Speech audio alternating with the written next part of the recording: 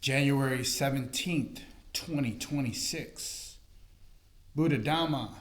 Today we're going to begin Chapter 12.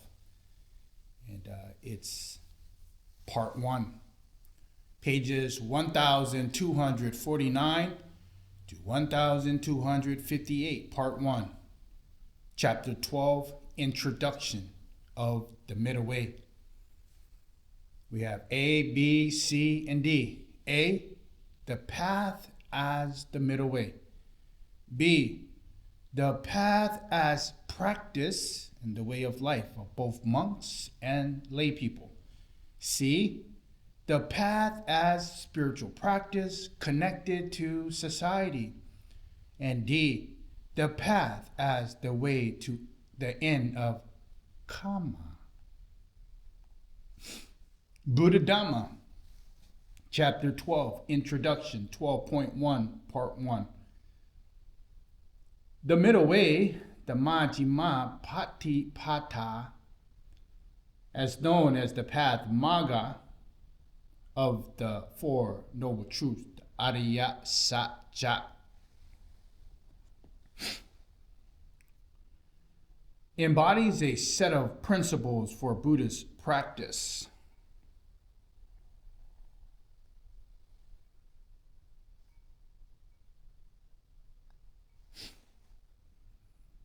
It is a complete code of Buddhist conduct. It comprises of practical teachings based on the understanding of Buddhist theoretical teachings, which guide people to the goal of Buddhism according to the natural processes. It is a way of actualizing the teaching in one's own life, a method of applying natural laws and benefiting from them to the highest degree. To gain an initial understanding of the middle way, let us consider this teaching by Gautama Buddha from the first sermon, the Dhamma Chakkappavatthana Sutra. A, the path as the middle way. Monks, there are two extremes, should not be followed by one who has gone forth into homelessness. What two? The indulgence in sensual happiness, in sense pleasure, which is inferior, vulgar, low, ignoble, and hollow, in the pursuit of self-mortification, which is painful, ignoble, unbeneficial. The Tathagata has awakened to the middle way, which does not get caught up in either of these extremes, which give rise to clear vision, which give rise to clear knowledge, and which leads to peace, to direct knowledge, to enlightenment, to nibbida. And what is that middle way, the Majjhima Patipata? It is the Noble Eightfold Path. That is, right view, right thought, right speech, right action, right livelihood, right effort, right mindfulness, and right concentration.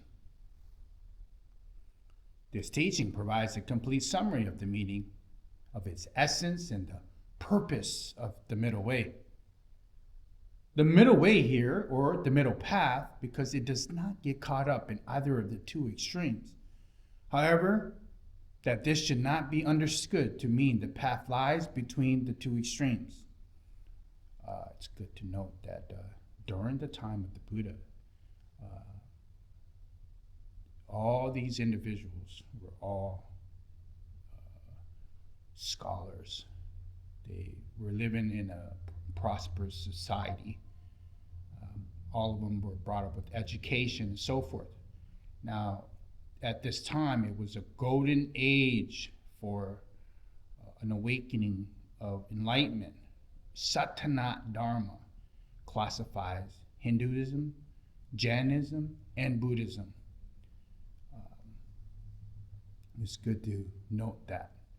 And what they're talking about is extreme, because at those times, these wandering ascetics, these monks, these sattas, these siddhis, the renunciants were going on to find the truth by severe austerities, and they were practicing very different levels of asceticism. And so it's good to note that Gautama Buddha was a prince, Siddhartha Gautama, and he had all kinds of different knowledge. And so without knowing that, it's really hard to jump in to understand what he's talking about, the middle way. Anyhow, so to understand the meaning of the path lies between the two extremes. One, kama sukha lika nu yoga. That's the indulgent in sense pleasures. Remember, kama guna, sense pleasures.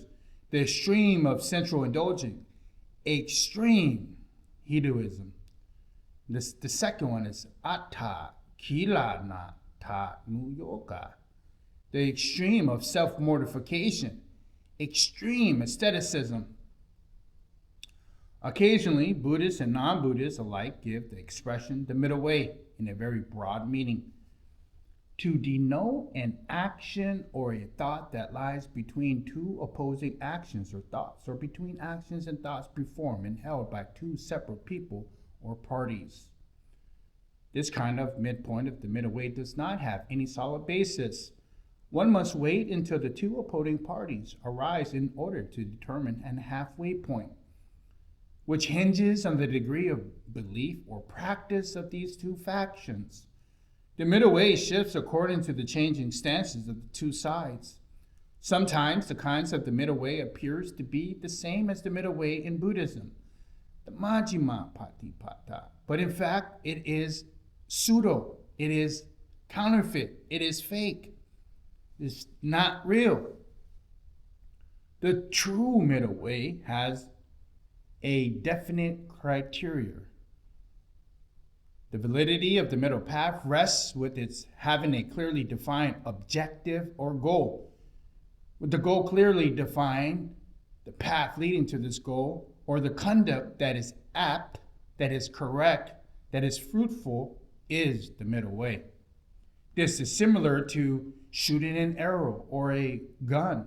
It is necessary to have a clear target, accurate or correct.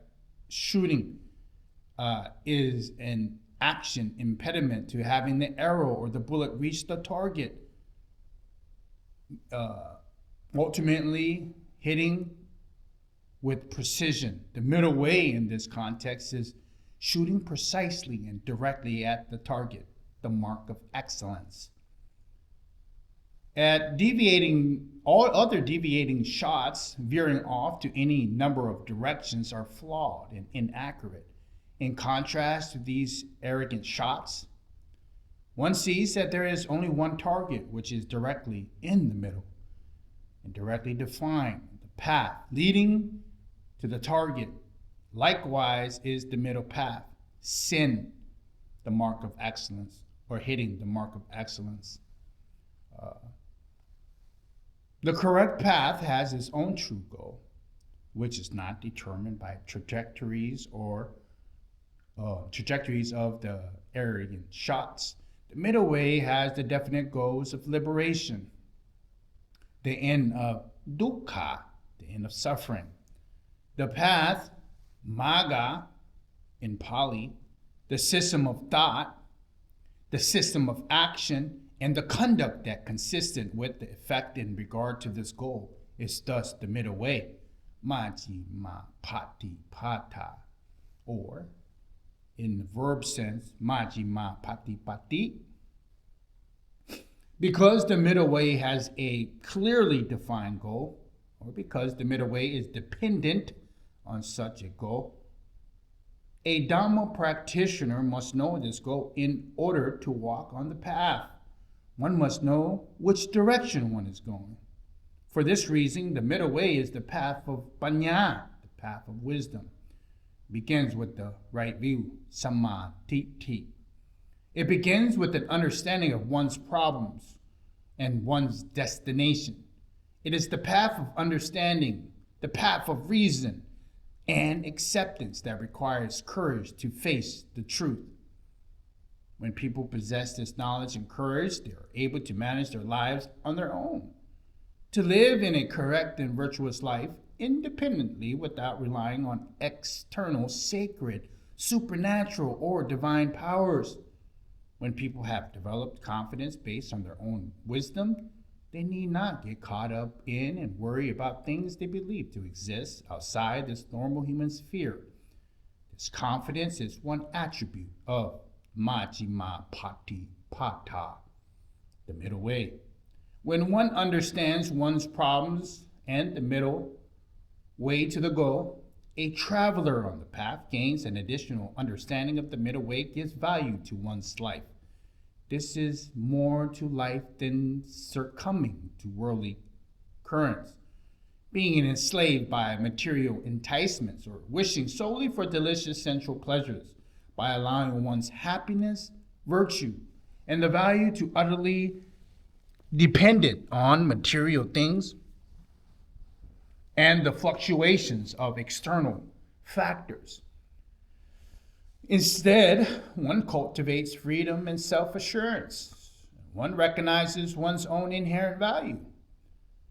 Besides not inclining towards extreme materialism to the point of enslavement of dependency on material things, the middle way also does not incline towards spiritual extremes. It does not teach that all things are exclusively dependent on effort, virya, mental attainments, siddhis, to the point that one abandons material things and neglects one's body, resulting in the form of self-mortification. Conduct, sila, in accord with the middle way, Majjhima Patipata or Patipatti, is characterized by non-oppression, both towards others and oneself. And by understanding the phenomenon, both material and mental, one then practices with accurate knowledge, in tune with causes and conditions, conducive to bearing fruit in accord with the goal.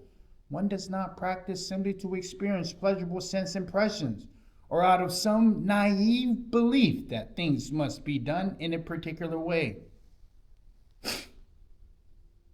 If someone alludes to the middle way or to walking a middle path, one should ask whether he or she understands the problem at hand and the goal to which this path leads.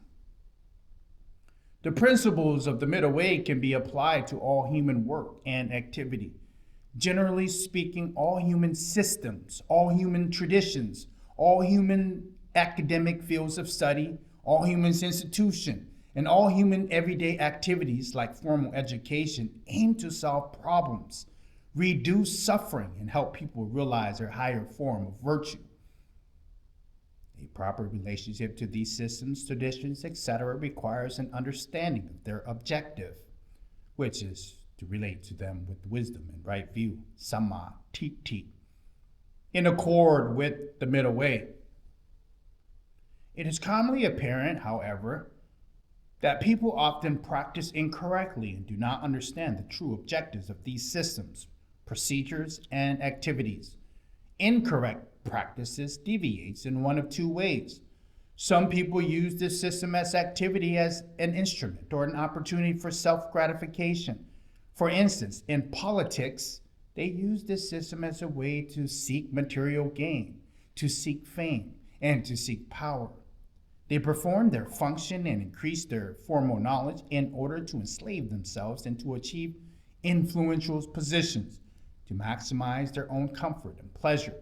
They do not act in accord to achieving the true objective of their work or their field of knowledge. Rather than having right view, samma titi, they are subject to wrong view, miccha titi. Another group of people are resolutely dedicated to work or study. They raise money, muster inner strength, and sacrifice time with great devotion. But they do not understand the true purpose of the activity. They do not know. Take the example. What problems should be solved by performing it? They end up wasting their time. wasting their money, wasting their energy, causing themselves trouble and fatigue in vain. This is another way of lacking right view. The first group of people set their own objectives in order to gratify tanha, to gratify their own craving. They do not act according with the true objectives of activity or work. The second group of people simply act without understanding of the real purpose of their actions. These two groups fall into two extremes. They do not walk the middle way. They generate more problems for themselves and for others. Only when they are able to follow the middle way,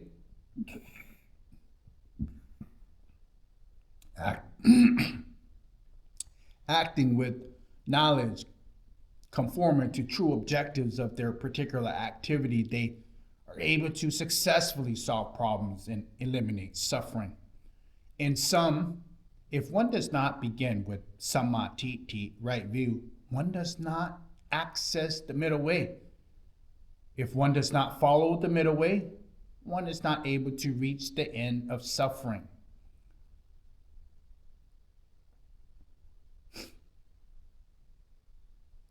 Occasionally, people may use the expression middle way to denote effort that is neither overly rigid or overly slack, or work or training that is performed neither with laziness nor by forceful straining.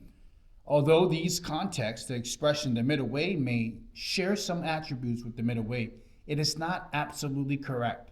Even those people who follow the middle way may apply an overly forceful amount of effort, or not enough effort, and thus not realize the fruit of practice.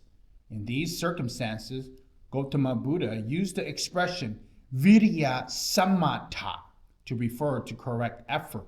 This term means correct balance, a consistent effort. Samatha or sambhava, evenness, balance, suitability, moderation, consistency. Sometimes when people are sure of walking the correct path, fully confident and prepared, they are encouraged to muster all their strength and energy. Even they must surrender their life in the process.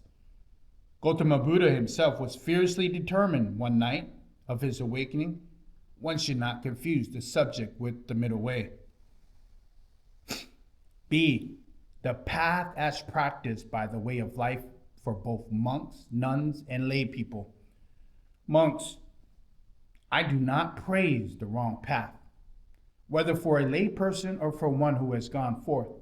Whether it is the lay person or one who has gone forth who is practicing wrongly, because of undertaking the wrong way of practice, he does not attain the right path, which is wholesome. What is the wrong path? It is wrong view, wrong concentration, and so forth. I praise the right path, both for the lay person and for the one who has gone forth. Whether it is the lay person or the one who has gone forth who has practiced correctly, because of undertaking the right way of practice, he attains the right path, which is wholesome. What is the right path? It is right view, right concentration, etc. Monks, just as the river Ganges flows, slopes, and inclines towards the ocean, so too a monk who develops and cultivates the Noble Eightfold Path aspires, slopes, and inclines towards Nibbida. Master Gautama, just as the river Ganges flows, slopes, inclines towards, and merges with the ocean, so too Master Gautama's assembly with its homeless ones and its householders aspires, slopes, inclines towards, and merges with Nibbida. These passages on right and wrong view reveal how Gautama Buddha intended the middle way to be applicable to all people, both renunciants and to the laity.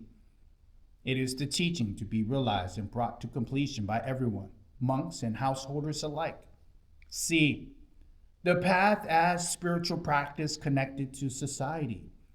Ananta, having good friends, having good companions, and delight in associating with virtuous people is equivalent to the entire holy life.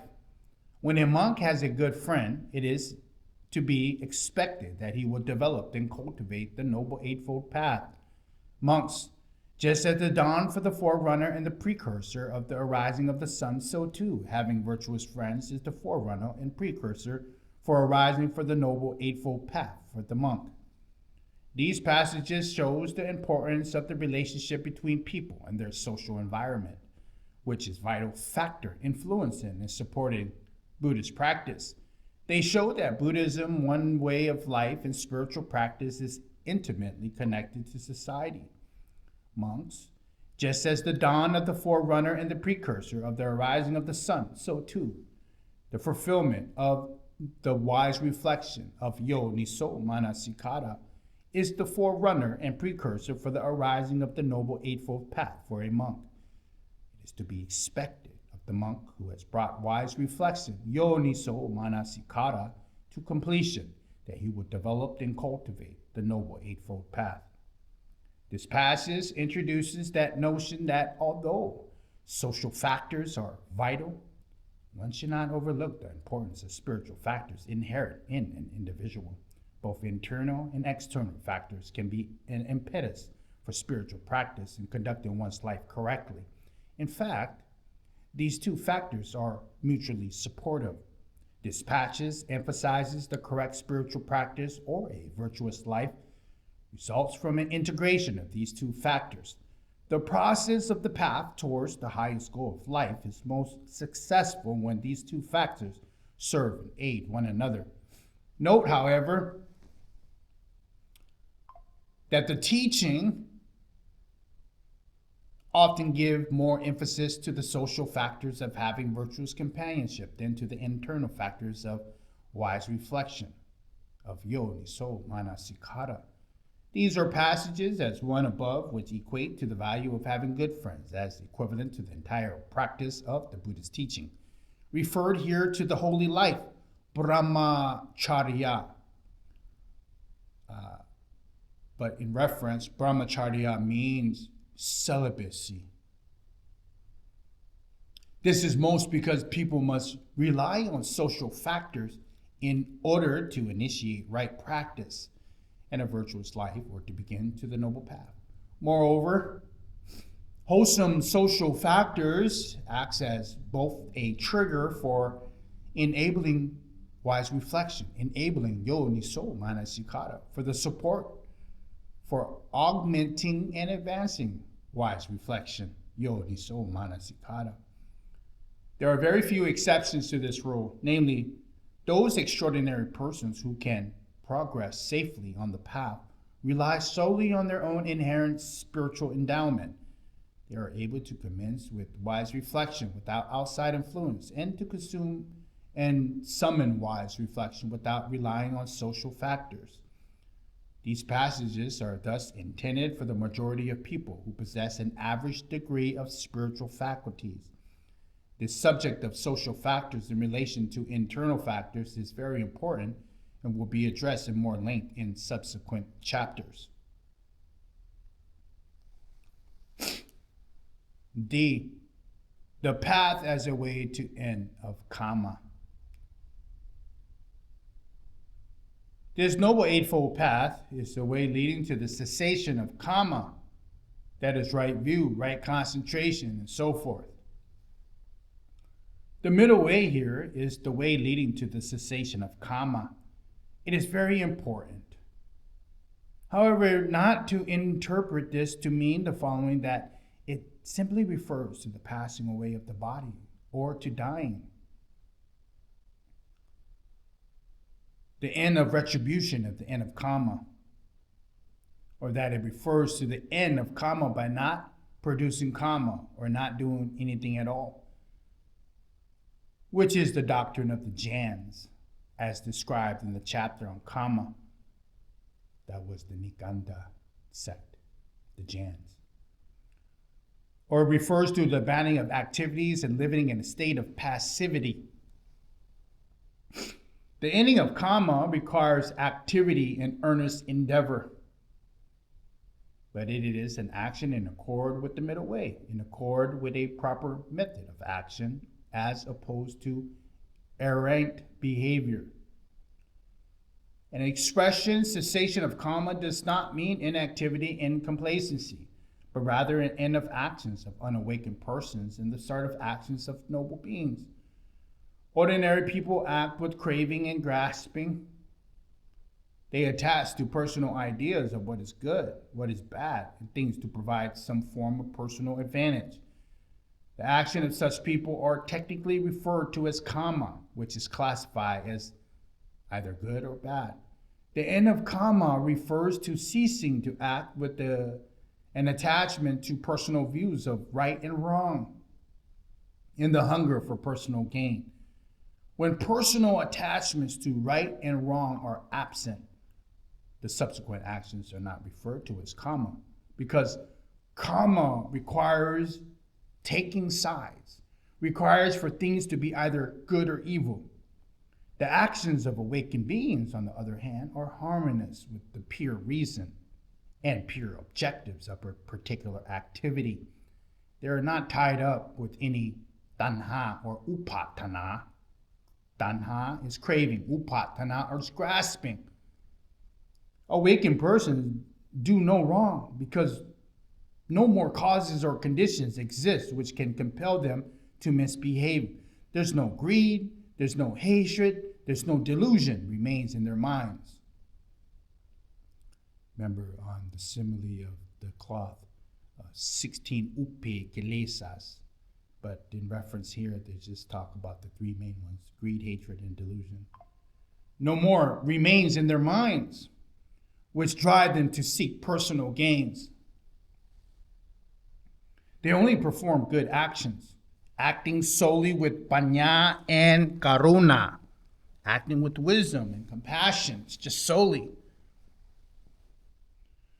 The term good here, however, is used according to the understanding of general people. Awakened beings do not attach to ideas of personal goodness or the goodness as some mark of personal identity. No classification with that of goodness, no personal classification of goodness. Generally speaking, when ordinary people perform good deeds, they do not act pure in accord with true objectives of such deeds, but tend to expect some kind of personal reward as a result. On the subtle level, this may be a wish for personal prestige, or even a sense of internal well-being that I have done good. Awakened persons, however, perform good actions purely in accord with a purpose, with a objective, the necessary of such an action. Their action is thus technically not referred to as karma. The path is the way of practice for bringing to the end of volitionally produced action or intention, volitionary. When karma ceases, only pure action referred to doing, kiriya, following the guidance of wisdom remain. This is the distinction between the mundane and the transcendent course of action. Mundane and transcendent here can also be conducted to conscious and subconscious. Gautama Buddha and the Arihats teach and act for the welfare of all people without their actions consisting or constituting karma.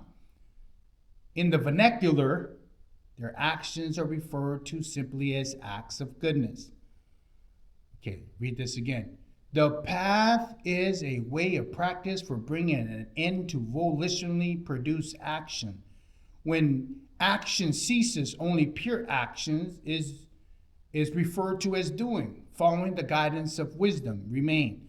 This is the distinction between the conscious and the subconscious, between the mundane and the transcendent course of action, karma.